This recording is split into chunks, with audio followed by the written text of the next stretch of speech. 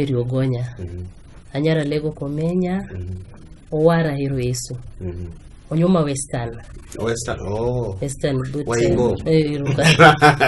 onyuma western nyasa segwedo wagi nyithinda dek wagone ni erokamano.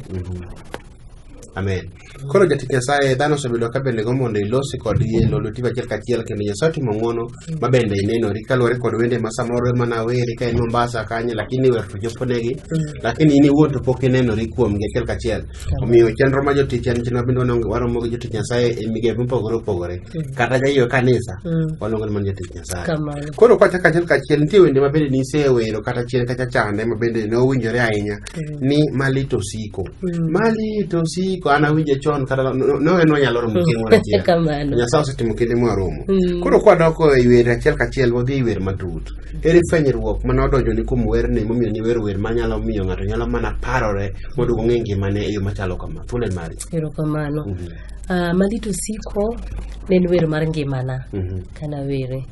Ngimana ka paro background na anda dongo kich. Ni dongo kich. Koro ka jonyuol nosetho to onge ng'ama ne nyatira skul kana sitimo klas 8. Koro tok higni 10 Nyasaye notimo na ng'wono maromo gi MP miluongo ni Bishop Ondiek the late en MP mar Ugenya. Koro noduoka e skul after bang higni 10 kasebudho dala higni 10 ok ne gima yot. Nikech higni 10 ka ng'ato osedak samoro donjo yore moko mopogore samoro thuolo no yude koko nyal dhi e skul to koro ka Nyasaye norita ma higni 10 gorumo nikech ndalo te nasiko kalemo ni ruoth ambe timna ng'wono awinja ni wuon nyithind kiye gi mond liete to ka jonyuol ka notho moko tera e skul koro in Nyasaye do ni tera itimna ng'wono itimna kama jonyuol ok notimo koro kara lambani nochopo kare bang higni 10 naromo gi MP ni mano duoka e skul no miluongo ni Siaya Academy koro kana ni skul kan na doke form 1 koro form 1 kachope form 2 to ruoth nomiya fwenyruok mar wer mar malito siko. Malito siko ni nadwa ni mondo encourage go jowete nyithind orphans maparo ni ok nyalore mosekale yore e chandruok kaka mana kale to samoro gilalo geno koro mawer mana wer mondo anigi geno nyisi ni nyalore kata miero dongunda kata weche lit kamano to Nyasaye pod Nyasaye mana wer go malito siko.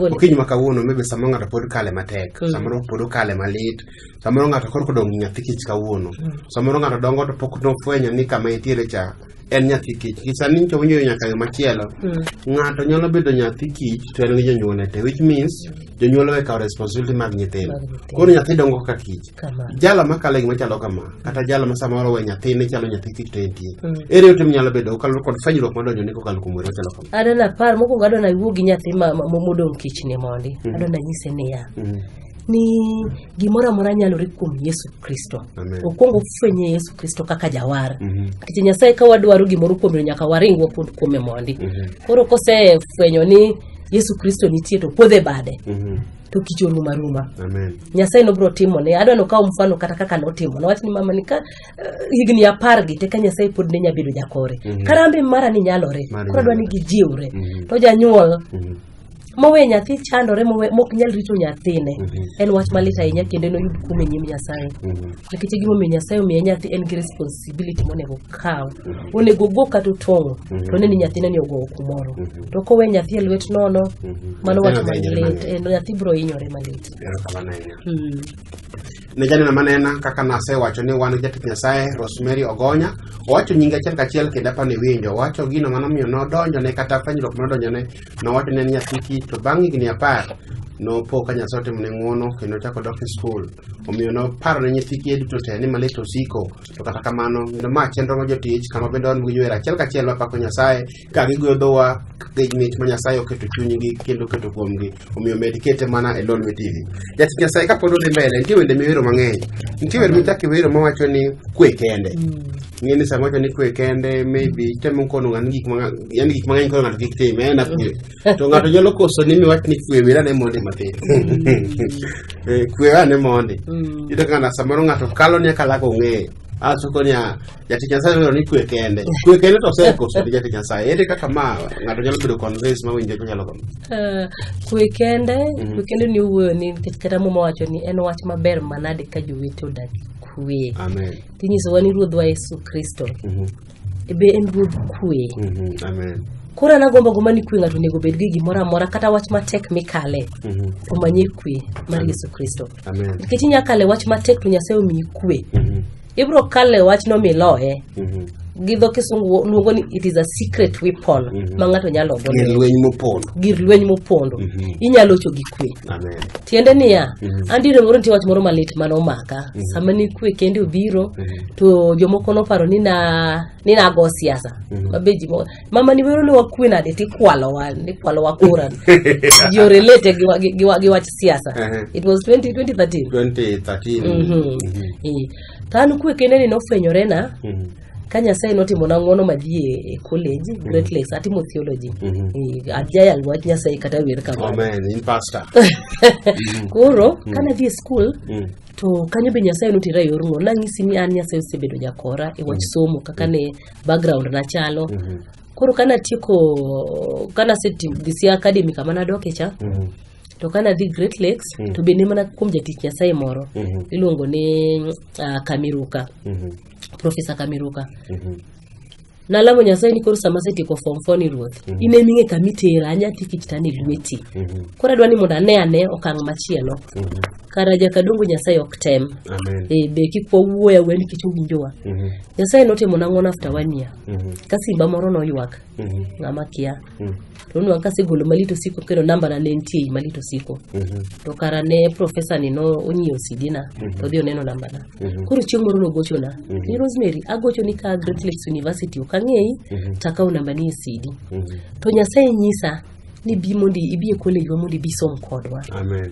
To kora pinye ni japuonj ng'e background na samoro pesa ni okanya yudo. To nyisa ni biya Nyasaye dhi kelo. Amen.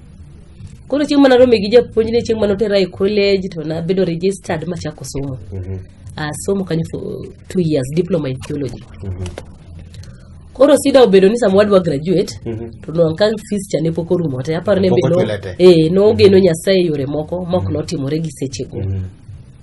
Ing'eni adwa chomo ka graduate kasechulo nyaka gown. Asechulo gown magi mora moro setimore mbwacho no dhi wuoyo gi jogi ok notimore. Mouse out of college mane graduate. Wacho no lit ni chunya. Mangiso Nyasaye ni ang'eni okija miriambo. To koro miya kwe gi situation mantie ni because ne lit na molo. Chunya no wang nikije gima setimo for 2 years adak e college akaso rago to koro kanyal graduate sano. Koro kanye makwe no biro na Nyasaye no miya fwenyruok mar kwe kende. Nitie na kamoro wacho niya jomoko onge pesa kendo gionge nyalo gionge mwandu mag piny ni mineno to kwe ni e chunygi kwe mar Jehova moingo pesa kwe mar Yesu en mwandu mopondo. Amen. Mano na nwango fwenyruok sama ne wach ni chanda to Nyasaye no nya kwe gi alawuon. Mane sama na dhi agole wendno masama ne ji graduate college anadhi Nairobi adhi studio agolo wer kase golo wer karo kang'eyo ni kara wach Nyasaye ni no dhi mos to sama wuoyo sani wer nyawuok sani mokine tiende sani to ka kinyi galuoro kara Nyasaye dwa loko de lweny moro kaka nanyisi ni it is a secret weapon gir lweny mopande sama lweny no wuok makoro bang election bang yiero maro uro gi Raila gi baba ing'e ka lweny nogore mapek be ing'eni an nochwero pi wang'a kama e wer mana winjo kane trend ni wer mani nyalo wer ma ng'ato go sim kalit ne wacho ni ket na kwe kende mondo uwinji kwe chunye koro noti kode matek ndalono mambe da fwenyo ni kara Nyasaye ok nomiya mana wende ni mana mondo konya nomiya wer ni mondo konyo ganda sama wach tek koro kai mana nwangi fwenyo jati Nyasaye kinyi makawuono tinga to sama rogi bolo pot chando chunye kamano ang'o minyalo wacho ne kara ore maybe samoro osekoso go nyalo bedo ndo madhi matek samoro nyathi moro bende wuon go sejongo ok yak chulo school fee gino pod chande kaka no chande ote mane onyalo miyo kokalo kuom weche sama chando kinyi makawuono wach mokwongo mana kaka na wacho mokwongo cho kadhi loko no manyi ruoth Yesu mondo obed kaka jawar mar dhod chunye kosenwang'o ruodhno to nwang'o ruodh kwe koro kata wach matek kata fise maonge tiwacho ni ruoth ariti gi ka mondo wapenje penjo machalo kama jatich Nyasaye opak Yesu kendo kinyi makawuono maybe ng'ato nigi mkutano nyalo bedo crusade gik machalo kamano ero in kaka Rosemary Ogonya itimo nang'o ka ng'ato luongi mkutano jomoko go bei jomoko Nyasaye ong'eyo in kaka Rosemary wala ni wuoku lo ni wuon awelo maka twango ni simu to kata ka secretary mo sa an ki gona simu tan ka secretary mara abro mako simu to biro nyisa mago imiyo mana lere sane ka chwan kodi ka chiel simu no donjo na kigoyo achiel ka chiel aonge secretary ani mama ko simu no to koro gima ng'e mokwongo ni ka ng'ato loso mkutano Nyasaye no si wuoyo kode eno wuon tambe Nyasaye wuoyo koda kon nikech Nyasaye wach Nyasaye ingene no ko wuoyo kon chielo wuoyo kon gi kon both sides both sides koro samo gona simcha ang'eni roho mar Nyasaye bro chiko walo kago nengo koro samo wuoyo koda no roho mar Nyasaye bro chiko wa kode be bro konyo wa yore mang'eny koro mane kaka atimo joma sedil go ging'eyo ko gocho na to gona ga sim to wawuoyo to wawinjore samori dwara kanye dwani watem nango awinjo kuome to kaka wawuoyo Nyasaye chiko wende gi nongre kuma nade wende ga ntie town ka ntie town ka good stage kanyo ntie kamilongo ni Kachege nyalwangi wende na to kata kedhe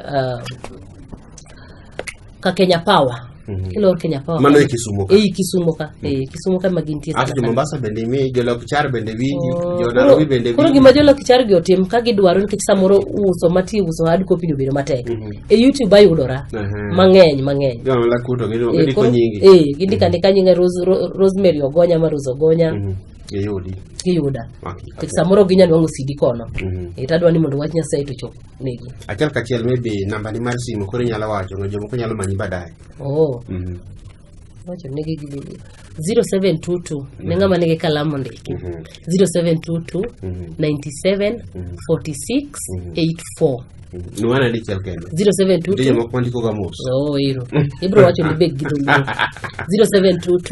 97 46 84 wow wacho ni gido luo 07 no belu ki namba gido luo no abiro ariyo ochika biriyo ang'wen auchiel aboro ang'wen mano namba jatich Nyasaye Rosemary Ogonya kigo achiel kachiel to secretary onge midhi nwang'ie achiel kachiel kendo kata kigo nemo puonji e wer make lweti nikech wer madongo ge samoro lwet ji omako to bolo ka ng'ato pok ochopo tse bole koro mano to koga donje sani koro jatich Nyasaye pod wadhi mbele nikech wele ti wero mang'eny nitie wer miluongo ni gigo mani timo ndalo mokwongo mabende ka nono nonro ne to ichalo gimitime gi Solomon Mukubwa koro kadwa ng'eyo ni wer ni to en wendo kuoma nikech an pok alony kuome maber wendo nikech pok en gi dwe odhi gi dwe kata dwe pok to jokongo ge to winjo go nade ke Solomon to kia kongo owacho Kiswahili owere Kiswahili okay baba gombo ni mondo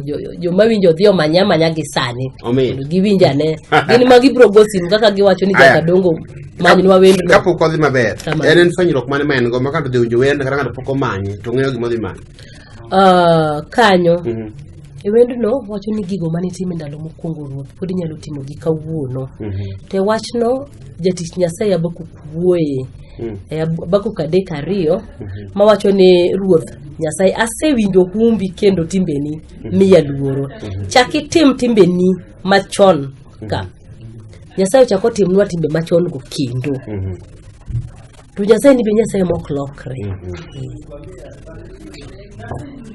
en pok olokore nyaka ni en Nyasaye mokwongo kawuono nyaka chieng' koro time gigo manotimo chon koro chunya siro ni gigi nyalore pod ginya timore kawuono nitie pudhe manochungo mokwongo jakadonga naparo ni yie wae manok nitie buttons moko moko